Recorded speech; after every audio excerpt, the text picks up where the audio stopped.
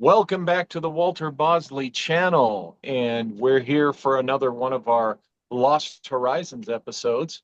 And I've been doing a lot of research and reading lately, and what I've been doing is looking at many books. One of them is a volume from my one of my favorite series, the Lost Cities and Ancient Mysteries series by David Hatcher Childers. These books date back almost 40 years, and they're fantastic. These are the accounts of David's personal travels from the time he was a young man, my gosh, back to the 70s and early 80s on up to the 2000s. And this volume here, um, I was kind of digging into the chapter on Nepal, and this particular one is if I say this wrong, our guest will correct me. Um, Trekking in Nepal, the Hidden Valley, and the Lost Kingdom of Mustang. I think I got that right. And Correct. it's real interesting. I highly recommend these books. Whether you don't have to be into ancient aliens to enjoy these books, okay? So, and the truth is, David's not really that sold on everything being ancient aliens himself. So, anyway, without further ado, let's bring in Hans Dietrich, our good friend. Hans, how are you? I'm doing great. How are you doing, Walter? Very Thanks, good. thanks for having me Very back good. on. We're continuing our mysteries of ancient cultures of Asia. So yeah. Absolutely, absolutely. So here I am with my pineapple and passion fruit zero water, and you have your refreshment there. And My what are you my going to share cherry with us kombucha. tonight? What's that? Oh, very kombucha. What are you going to share with us tonight? So I've been digging back through some of my research and I stumbled across more interesting stuff in the remote regions of Kham, Tibet. And so since we've been talking a lot about Kham, Yes. and the Kham culture, Kham Tibet is far, I guess, eastern Tibet, which is now central China. This is where the Bayan Kara Ula, Bayan Harshan mountain ranges are, kind of in the north. But as you get more south toward India, because there's a spit of India there, and also Burma or Myanmar, it's still incredibly mountainous. And what's fascinating about this region is speckled across basically the size of Texas, I would say, because this area is huge, are around 300 towers. And some of these towers date back over 1,000 years, at least from the carbon dating of wood that's been found in the scaffolding inside of it. They're incredibly strange. A lot of them are star fort designs and up to 15 stories tall. Wow. And they're made out of basically rock that's piled on top of each other. Some of them have mortar inside of them, some of them don't. None of the people of the region know the history of them. A lot of the people in this region speak different languages. There's Shina as part of the language, which is interesting because the Shina language is very much related to the nomadic people called the Drokpa. But as I've said in previous episodes on your podcast and others, Drokpa has been transliterated across the region. So in far eastern Kham Tibet, they were known as the Dropa. And so this is why I got into the Dropa stones and the Dropa lores and legend. In central Tibet, they're known as the Zopa. And the further west that you go, they become the Drokpa in Bhutan, northern India, Nepal, and parts of Tibet and Ladakh. And then once you start getting out of Ladakh, they're known as the Brokpa. And this is all the same nomadic group of people through this region. But it's interesting that also coming out of this region are these incredibly strange towers. And the history of these towers, as I said, is almost completely unknown. They've been used for a multitude of things over time. Initially, people thought that they were to protect the valleys, but why would you need 12 or 15 of these things in the valley if you're protecting the valley from marauders? Plus, you're not really able to utilize them because they don't have parapets for archers. They don't have any way of being used in essence for defense. And so there's a thought that they were used as grain silos, but they don't use them today as grain silos for the wheat and barley and peas that are grown in the region. And legend says that there was once a very rich queen. She was one of the I want to say nuns or monks of one of the villages, and she mapped out a 13-sided star fort with string on the ground. And the ruler of the village was so impressed that he married her, and they built this incredible tower in her homage. And so there's a thought that a lot of them were vanity projects. There's a thought that a lot of them possibly were used, as I said, for defense, but it doesn't make any sense when you have 12 or 15 of these in a valley. And I'm very interested. I've been going through Google Maps like crazy, Google Earth, just to try and find where some of these remote, because they're in very remote villages that are almost impossible to get to by road. And being in Afghanistan, that some of those roads are just the worst shaped road you'll ever be on. And once it starts to rain, you're stuck where you're at. You can't go anywhere. Or there's a truck that's broken down and you can't get around it. Or there's a landslide and they're trying to move these massive boulders off the road. And so you have to trek into a lot of these villages or take horse to get to them, or cross rivers. And a lot of the rivers of the Himalayas and in China are incredibly treacherous. I mean, you don't want to cross these things carrying a load. And so they have these really spindly, I mean, really spindly bamboo bridges that go across these things. And in Nepal, especially, you'll see these porters carrying hundreds and hundreds of pounds, 400 or 500 pound loads on their back, crossing this interwoven bamboo, bridge that one foul slip and you're falling into the river with your load, yeah, easily. And so I've become very fascinated with these towers. And I initially thought that there weren't that many of them, but recently in my studies, I've discovered that there are over 300 of them. Some of them date back 600 years, some of them date back even further. Their construction is very interesting because this whole region is very earthquake prone, and a lot of these have survived the massive earthquakes over the last 1,000 years. And so I think part of their star fort design is incorporated to basically withstand earthquakes. But what's interesting is when you get inside of them, they're not star fort designed; they're circular, and so the exterior is all these angular structures. As I said, one of them is 13-sided. A lot of them are 8-sided. 8 is a very spiritual number in Buddhism. There's a lot of 8-sided objects and 8-sided buildings in a sense. And so the question is, why are they building the outsides in this particular way, but the insides are all circular and they're layered? And so they have wooden posts that are jammed into the rock that then support like a level or structure. And some of these towers, as I was saying, they're 14, 15 stories tall. And so that's massive. I mean, that's several hundred feet right there, And so these were the initial skyscrapers, but the way that they're spread out in the valleys of these remote villages kind of reminds me of star patterns. You look at stuff that Graham Hancock's done, and he has his book talking about how a lot of the ancient structures were aligned to stars. And I'm curious in my own research if any of these structures are actually aligned to stars. And as I was saying, I've been scouring Google Earth and Google Maps to try and find these villages so that at least I have an overview of what these possibly look like. But I've only found one village with one tower. And so, and it's all in darkness because of how the Google satellites actually shot the village. And so you can only see the massive shadow on the top of this thing, Sure. like Yeah. lingering, but you can't see the actual tower. And so Yeah. this is very much fascinating me for a while. It's like, why were they building these towers? What were their purposes? Do they extend to the stars? Is that a plausible reality? And of course it is. I mean, this is how we used to set up sites in the past. This is how we used to navigate, the oceans. The ancient Egyptian star maps are so thorough that they can tell time within 20 seconds of what time of day it is based on where the stars are in the sky and what time of year it is. I mean, they're incredibly precise.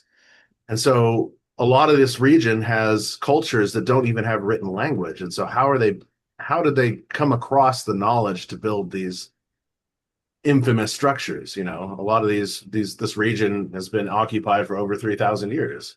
You were talking about Mustang earlier. Mustang is very fascinating because Mustang and Dolpo are right up on the Nepalese-Tibetan border, right up on the Tibet Plateau. It's barren. This all used to be underwater at one point, as I was Sure. as I was saying in our last episodes, because you get up past Muktinath and past Jomsom, and you're going up into these riverbeds that are all it's all seashells that are petrified. All this stuff was underneath the oceans at one point, but here it is pushed up to the top of the Himalayas. And so you look at some of these caves in Dolpo and Mustang, and they're built so high up on cliffs that you have to climb up to them. There's no trails to get up to them. You have to physically climb up to them. And they almost seem as if they were built alongside of a body of water in the ancient times. And some of these caves are 14,000 years old, and they found ancient manuscripts. They found petroglyphs on the walls that reflect star maps and ancient Buddhist petroglyphs as well, and even mummified remains. And it's fascinating because scattered all the way across to eastern Kham Tibet in the Bayan Kara Ula, you have massive cave systems there where they found the Tarim mummies, they found the Dropa mummies. And so this is fascinating to me because how old are these structures? Yeah, yeah, and you mentioned these caves were closer to water, were near water. I'm Um, assuming that. That's yeah, just my well, opinion and assumption. Yeah. here's the interesting thing: the lore of Death Valley includes. There's a book by, oh gosh, the author's last name is Burke, spelled Ourke, I think is the author's name. It's called Death Valley Men, and in that he talks about a couple of miners who are up in the Panamint Mountains, which is overlooking Death Valley, one area of it, and they claim to have found some caves, and they were rather uniform openings, and they were high up on the mountain, but it appears that when Death Valley was a seabed, when there was an actual sea in there, the surface of the water would have been right up where these openings were found, according to these miners. And the implication is that they would, sail their boats right into and out of these caves onto the water. So they too were at water level, according to this lore, according to this theory. And what's interesting is the part of the Panamint Range and the other areas where things like this have been found, well, now it's behind the fence line of the U.S. Navy China Lake Weapons Center. Go figure. Okay, area. They What's the Navy extended, doing? What's the Navy doing inland? yeah, exactly. They extended the fence line to now take all these things that were the most mysterious finds that you could get to. But when people started getting really interested in this stuff, oh, the Navy had to expand that. So now, civilians can't get there because it's DoD property. So, funny how that happens. But you're talking about these 14,000, that's way higher, of course, than the Panamints, but it reminded me of that. And I, of course, think California, Death Valley in particular, an example, was kind of an outpost on the edge of the old, lost civilization, call it Lemuria or what, Well, whatever that preceded the Kham Empire. in the movie Cowboys and Aliens with uh, Daniel Craig and Harrison Ford and a bunch of Yeah.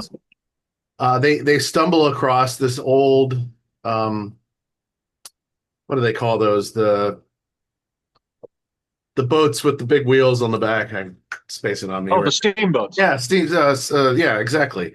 And so they come across one of these that's upside down, basically in the middle of the desert, and it's like this is actually an artifact out there.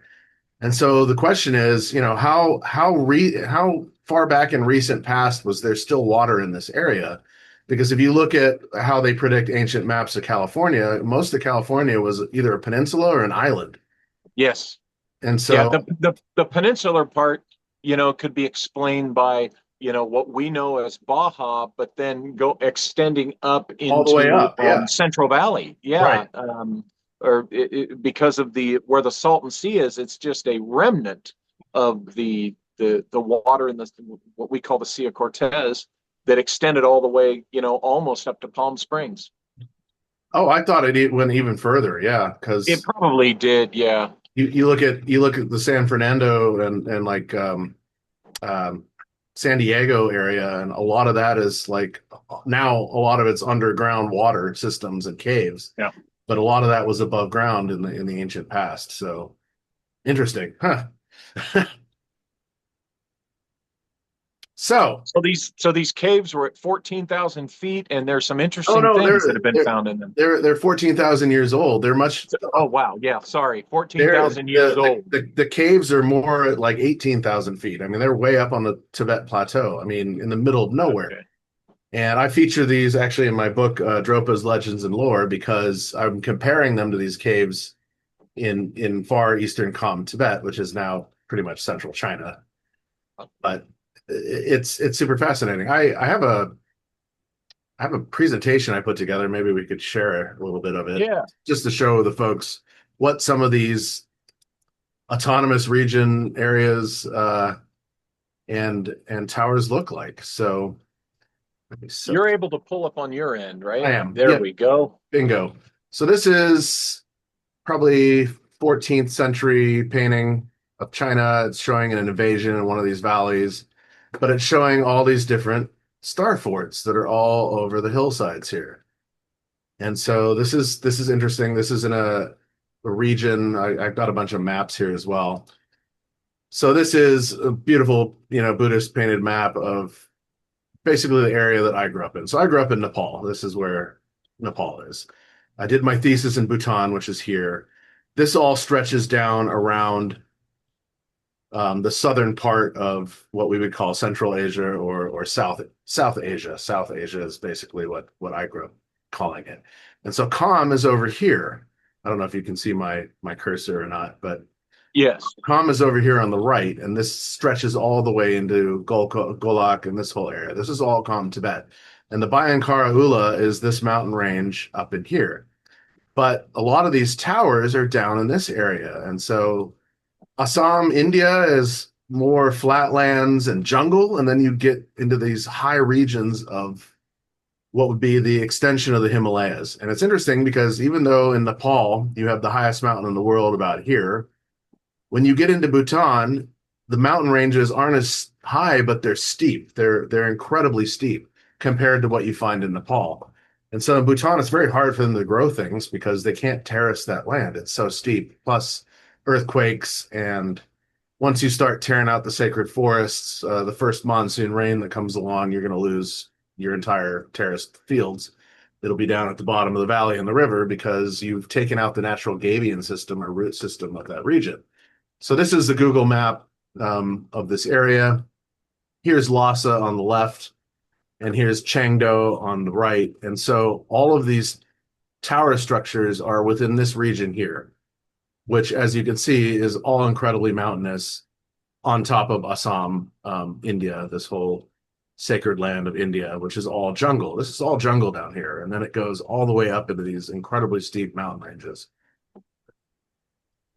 And so outside of Lhasa, you have Tongo. It's very hard to find these places on modern maps because all the names are these Chinese names now. You have Nangpo, you have Kangpo, Gayamda, you have Bai, Rabka. All these places have these towers, and I was only privy to basically researching some of the ones in this lower area, which is mind blowing to me. I didn't realize how many there were until I watched a documentary recently, and I was kind of blown away. This woman from France, she speaks Mandarin Chinese. She also speaks a little Tibetan, and so she, with her own money and her driver, they went all over this region to find all of these towers. And what do these look like? Well, here we are. They're Hmm. incredibly weird and fascinating. This is a, Yeah. this is a very old photo, probably from the 40s, where some of these towers are still intact. This one on the in the center here is one of these two towers, I think. And there's Okay. another one. There's another one off to the left. But then some of these are square, and so they always start with a wider base, kind of like a pyramidal structure, and they go up to the top. But Is it just the shadows, or are some of them kind of twisted? they seem a little twisted, yeah. And I'm wondering if that's because you can see where they're all layered. They have different Yeah. layers in here. And there's a thought that, okay, the king had all of his children, and so each layer is a different child in his lineage. Okay. So that's a thought as well. Some of them have white stone um, that goes through like the center of it. White in Buddhist philosophy is considered good luck. So you see at the top here all of this, but over time, all of this has crumbled. And a lot of people don't go up inside of these things because, you never know. Yeah. It's like they're, 600 to 1,000, 1,200 years old. It's like very hard to understand its stability if it's just put together with rock. I mean, a lot of these don't have any mortar. These on the right are more modern Chinese ones. You can see the mortar all the way through them. Okay. And so these are this is the landscape that these are up in. I mean, these are way up these valleys on, Hercules hills. You can see how steep these hills are, and these sit on these hilltops, and they're pretty much everywhere. Here's more of the square types. These obviously have broken down and have been restructured after they break down. A lot of them now are associated with monasteries, and so there could be a religious aspect to them. But truly, nobody in these regions really know what these structures were used for. Were they vanity projects? Were they religious aspects? Were they used for defense? At some point, yes, all three. But what was their original purpose? And why are they scattered in different, selective areas? This is the famous 13-sided tower here that Hmm. that was made for the queen, basically. But the village has just grown up around these things, and oh, what's going on with my mouse? It beggars the question. And so in Nepal, you have forts way up in like Manung Valley as you're getting up toward Torang La Pass, which then goes over into Jomsom, which we were talking about earlier. And then if you keep going further west, you end up in Dolpo and Mustang. But you get towers like this way up on hillsides overlooking the Manang Valley. And at some point they were Buddhist monasteries, but the towers are like rubble. They're all broken down, but you could see where they look across the valley to cave systems on the other side of the valley as well. But here's what I mean by these things are scattered throughout the village. So, there's 9 or 10 here in this picture, and they're all the way up this hillside. What is the purpose? What and why these specific placements, right? And so to Yeah. me, these look like star maps. They're trying to, mimic what they're seeing in the sky. And I think there is something to that a lot of other researchers haven't looked into because they're more interested in the cultural value of it versus the, astronomy or astrological value of it. But these things are massive. And as you see, they're made out of river stone and stone that's around the region, but they're just zoom in on this. They're just cobbled together. You know what I mean? Ah, okay. Yeah, I see that. But then why these star fort patterns? Yeah, I understand. Here's one that broke down during an earthquake. Obviously, I would never want to go up into this thing, but you can kind of see the circular structure on the inside of it here, where everything on the outside is this square structure, and then obviously they placed a Buddhist monastery next to it. Now, how long would it take to build one of these? Is it God, who knows? documented? Who knows? No, nothing has been documented. These are from a region that has no written language. And one village in one valley to the village in the next valley speak a completely different language. And so a lot of these villagers, I mean, their only language was trade. And so some of these valleys make wheat and barley, and the other valleys do peas and corn. And so and then you have the nomads coming through with their yaks, and so everybody would trade. It's like I have, peas and corn, and I've got barley and wheat. We'll trade for yak meat. And then, this is how all the trade in this region would conduct. And it's also fascinating that this whole area, some of the oldest Buddhist death practices are practiced here, where a specific um, Buddhist culture has a variety of different, I don't want to call it castes, but in a sense they are. So the Buddhists will not kill the meat that they eat. So the Muslims are the ones that are the butchers. But then there's another caste that actually does all the cremation and death ceremonies. And so they have a specific area where they'll take the dead body and they will cut it up, bash the skull, and leave it there as a cloud burial. And the vultures will come in and basically eat all of the remains. And so your body is then being returned to the earth and to the sky through this incredibly amazing sacrificial, well, it's not sacrificial, but in a sense, you're giving up your remains to another animal or to nature. I mean, we do this here with these, what do they call them? Body pods, where they put you in a pod and they bury you under a tree and plant seeds with that. And then all of a sudden, over time, you become the tree. And it's like, would you rather be eaten by worms, rot out in an oak casket in the cemetery, or return to the sky through these cloud burials? And I've always found cloud burials a very interesting practice. Right. Yeah, and the sky burial goes back. There's an interesting.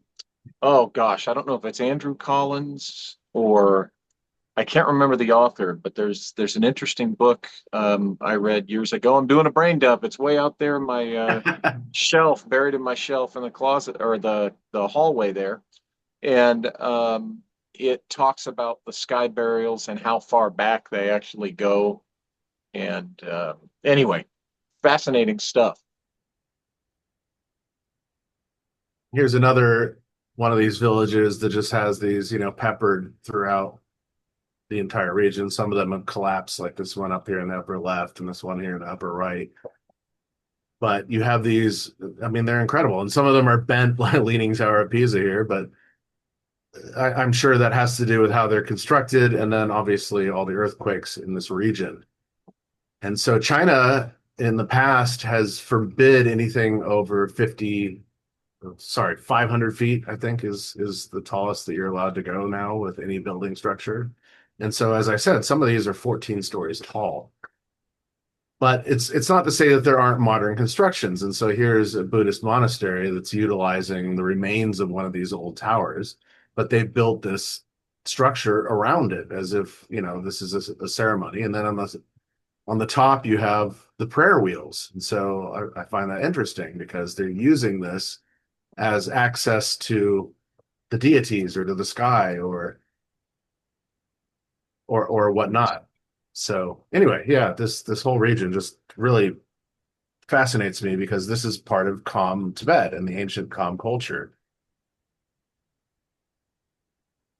That's that Kham Empire, folks. That connection there that we've talked about a lot here. And so, everybody thinks, oh, Kham is just this one small region in now China, but autonomous Tibet.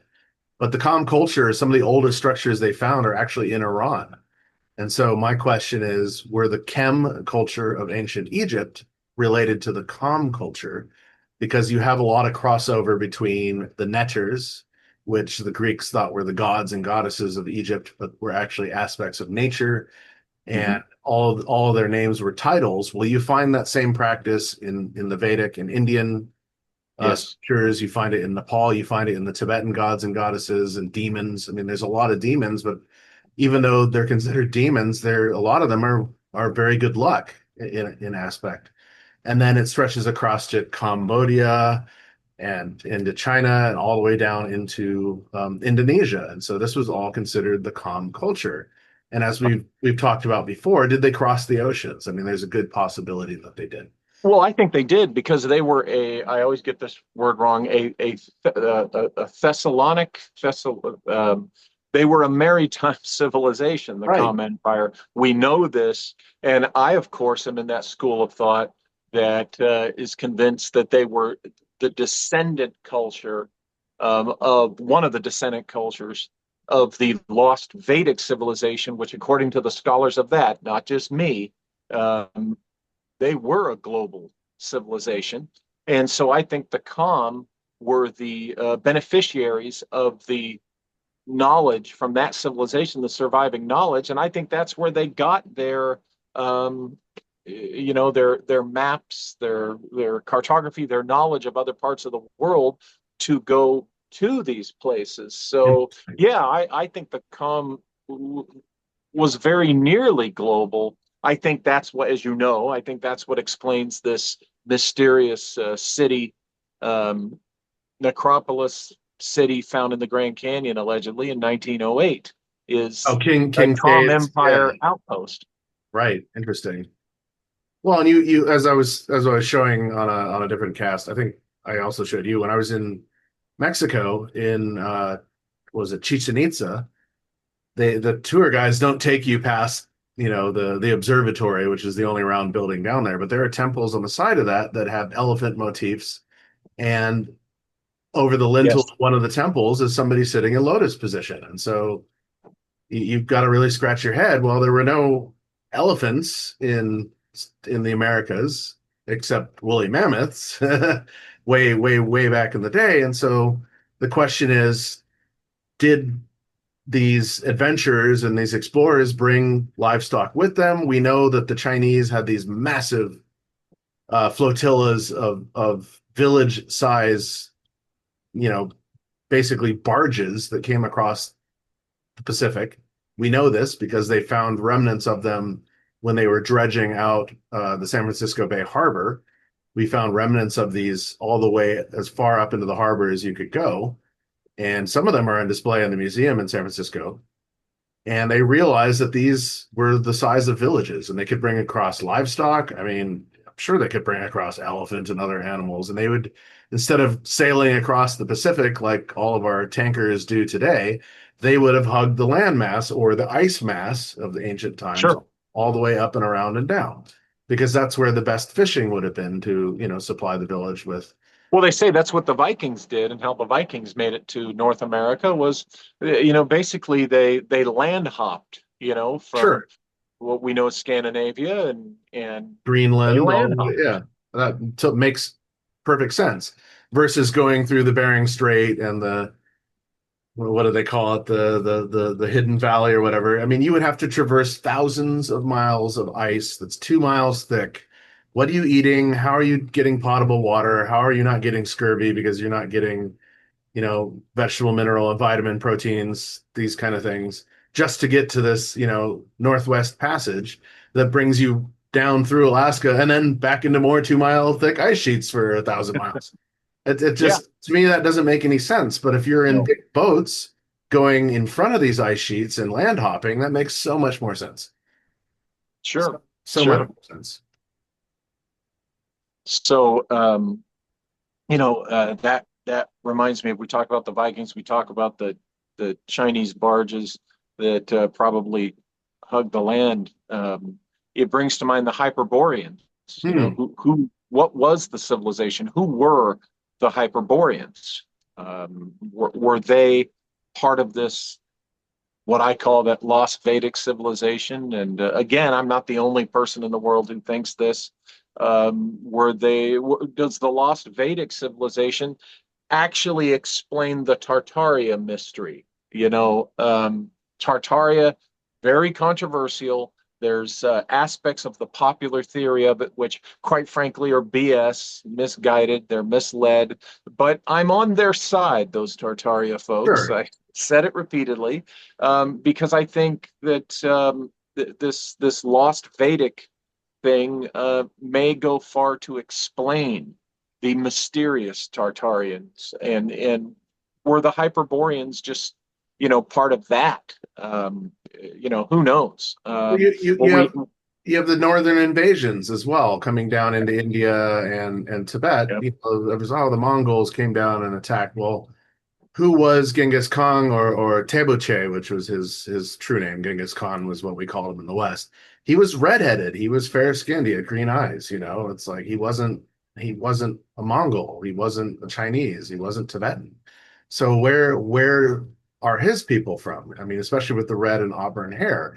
Did he come out of this region of the Middle East around Azerbaijan and Turkey and then spread out through that? And so you have a lot of the Tartarian or Tartars came out of this region as well, and so they would attack people on the Pilgrim's Trail in a sense, like what we were talking about with the Kali cults and the Thuggies. There's a lot of this similar aspect that the Tartars were known for, and this is where this word Tartaria comes from.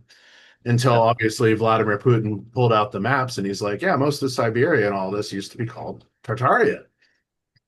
And Yeah. it's when did they change all that? Well, is it a matter of Western perspective or Eastern perspective? Like I just showed you on these maps of Tibet, all these are now Chinese names. And so the question is Siberia Tartaria? Did they just change the name? Or was it an ancient culture that had all this amazing architecture? Well, as we're seeing in some of our research, yes. Same with the Kham Empire. Yes. I mean, they were well traveled through that entire region. And so this is a very good question. Were the Kham and the Tartars, of relation of sorts? Because Yeah. when we get into the Dropa legends and lore and the Dropa nomadic people, they all have this dark auburn hair. They have a very orangish skin complexion, and they Hmm. have blue eyes. Well, where does this come from? Because this isn't Central China or Tibet. And so it's a huge question of where do these people actually come from? Yeah. Yep. True. True. Very true. And um, what do you find the most intriguing mystery about all this you've been sharing with us, this particular place and the towers and in this particular area? What do you find the most intriguing personally about all this? Wow. The fact that there's no, I mean, we're so used to our own written history. And the fact that there is no written history about any of this is very interesting to me. A lot of these cultures did not have written language. I mean, even Shina as a written language is very, sparse. It's more of a spoken language. And so, how are these ancient cultures able to perform these megalithic, in a sense, structures without a written language or without charting or without maps or without any of the tools that we would use today? And this is the problem of today is we have this lens of God, we can do no wrong. We've got all this computer equipment. I've got a CAD program. I can go out and build whatever I want.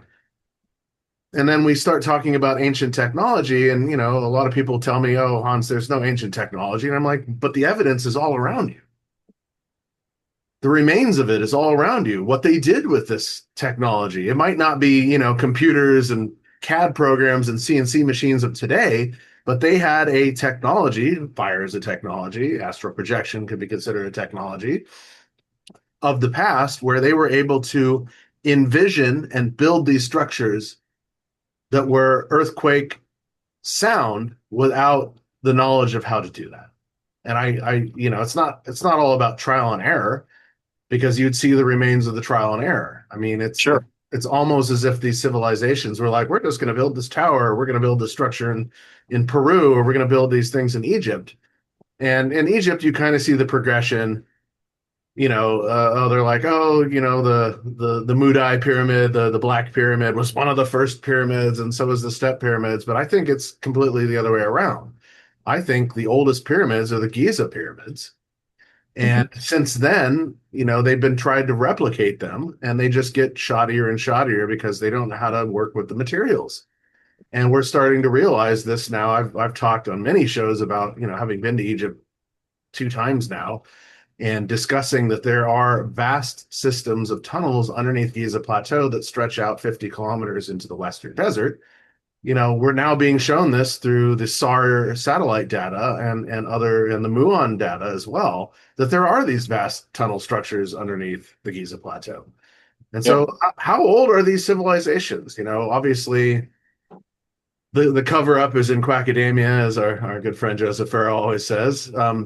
There's a lot of religious cover up, and it's if you want Oh, of grants to course. go if you want grants to go study these sites, even in China, it's next to impossible to get permission to go into these areas.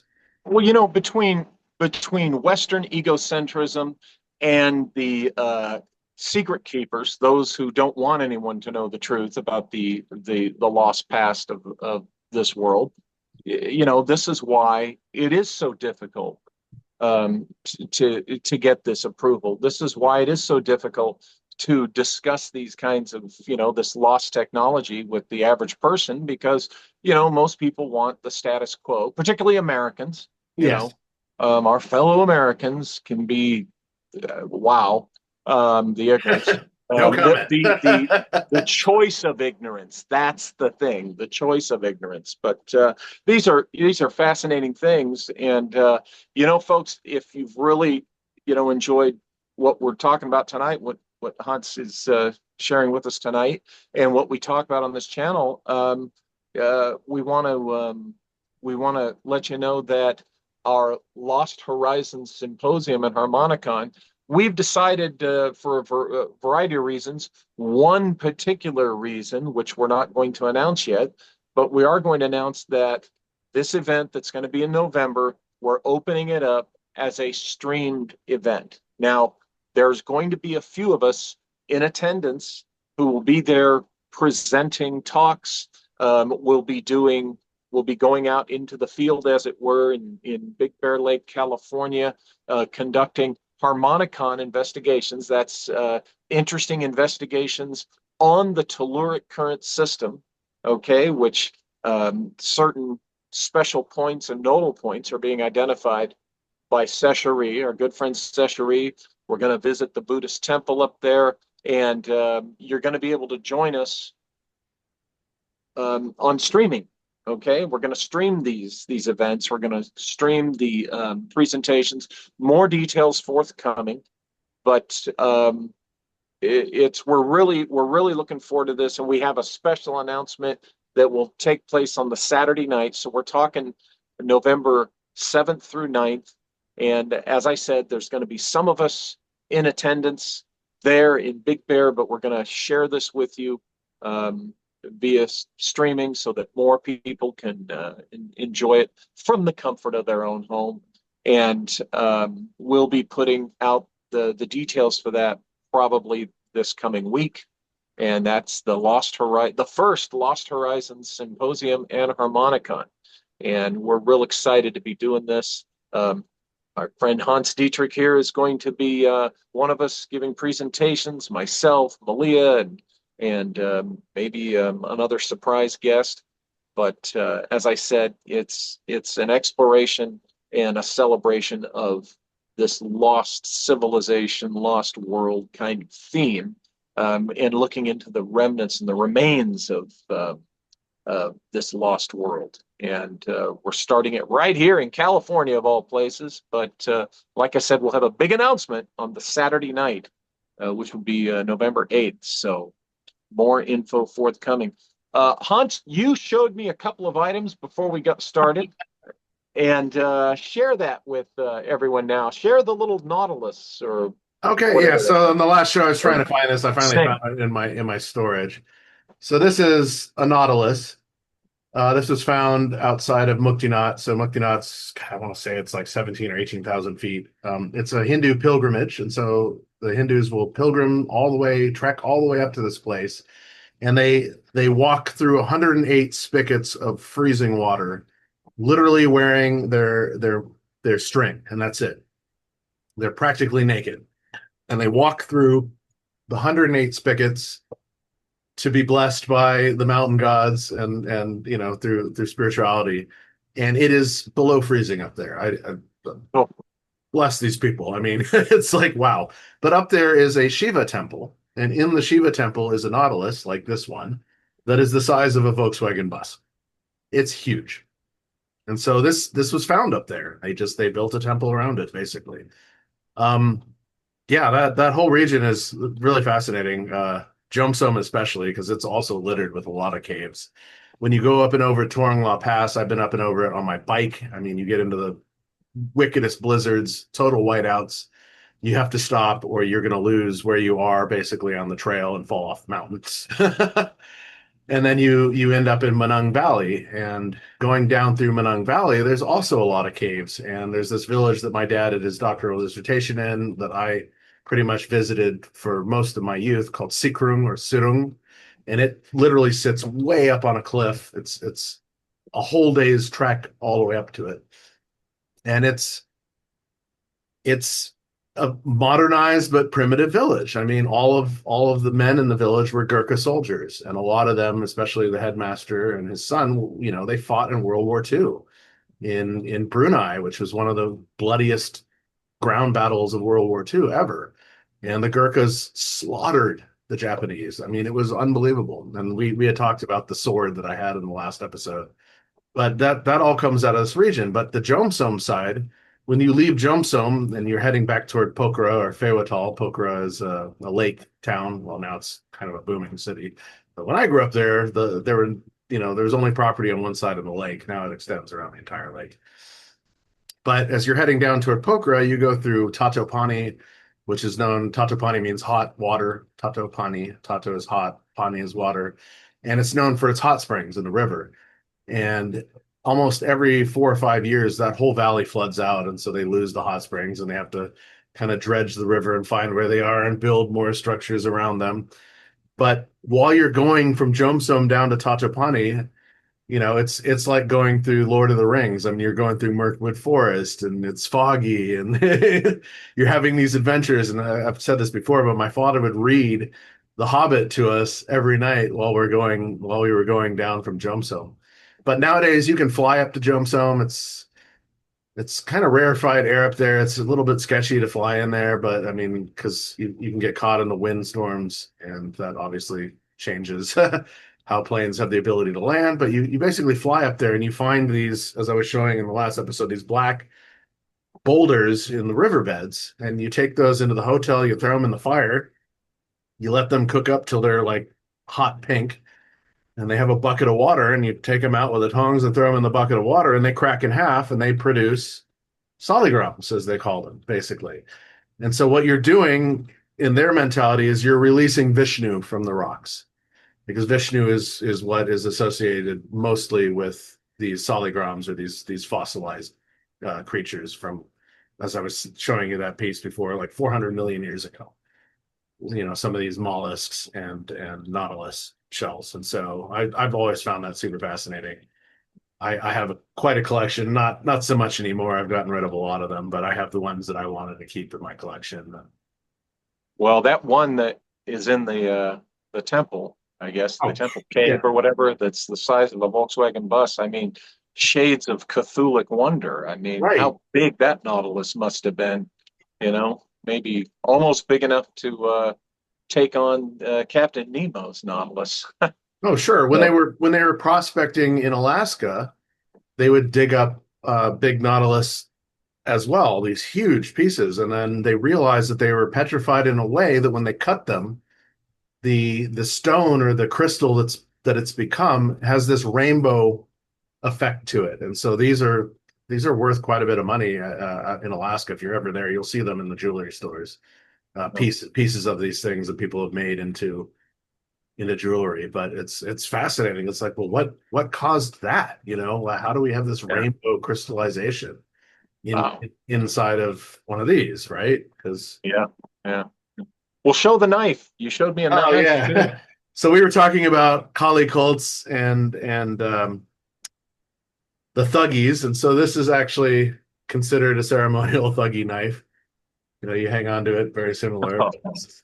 That's great. But they didn't use knives a lot on their victims. They used what they called the rumal, and the rumal is usually a bunch of coins that is wrapped in a cloth, and then the cloth is tied out into knots, and so they can come up and throw it around somebody's neck, and it makes a clang, which is the prayer being released to Kali, and then they will strangle their victims. And they did that because knifing victims or ceremonial murders were considered murder. But if they couldn't find any puncture wounds on the body, then they just considered it more of a natural death, and they could never go after anybody and charge them for murder. So yeah. Wow. Always interesting. Always fascinating. That But kukris always come in different sizes. This is one of my favorite ones. So this is more like a chicken chopper, I call it. I gotta yeah. polish this one down again and oil it because it's starting to rust again. But yeah, you find these in the villages. Just amazing, amazing craftsmanship. They're all usually made out of leaf springs of like Tata trucks. So it's already forged cold steel, and they're incredibly strong. I mean, you could lob somebody's arm off with this thing. So Well, I'll bet. Yeah. Yeah, certainly, certainly. Well, I want to thank you for being here again and sharing your knowledge of one of the most fascinating corners of the world. yeah, And I'm still diving in.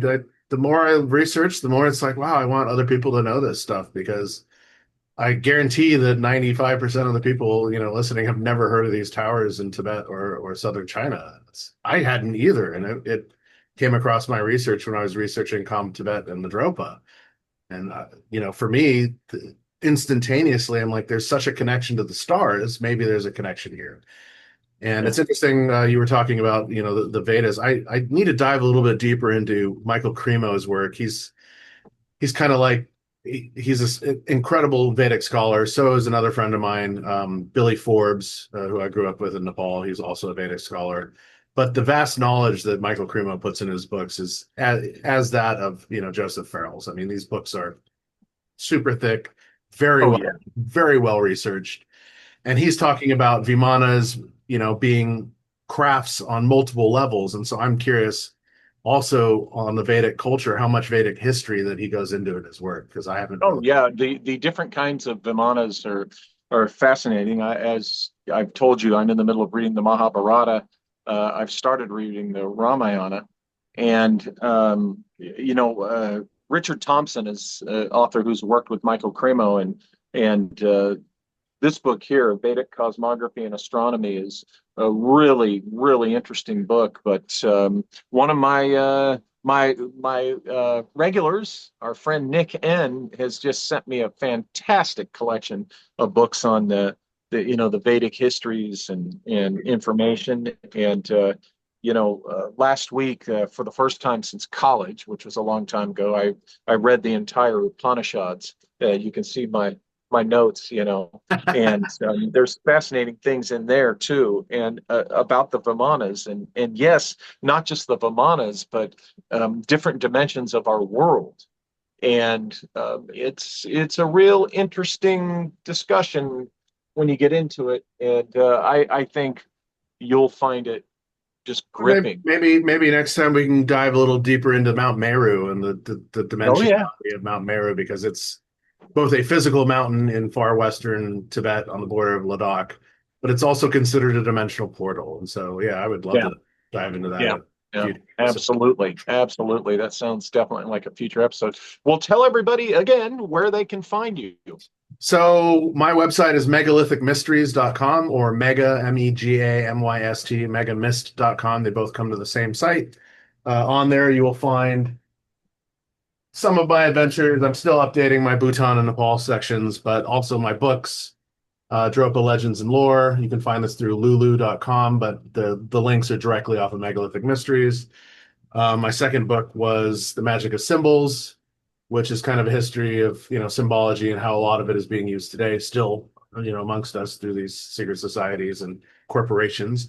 And then Kemet, The Lost Mysteries of Kemet, The Land Before the Greeks, which discusses a lot of the Suf history of ancient Egypt, before the Greeks basically came in and destroyed most of the Egyptian history.